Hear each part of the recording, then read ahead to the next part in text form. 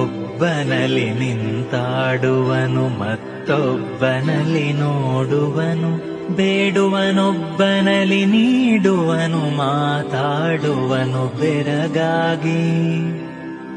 ಅಬ್ಬರದ ಹೆದ್ದೈವನಿವ ಮತ್ತೊಬ್ಬರನು ಲೆಕ್ಕಿಸನು, ಲೋಕದೊಳೊಬ್ಬನೇತ ಬಾಧ್ಯ ಬಾಧಕನಾಹ ನಿರ್ಭೀತ.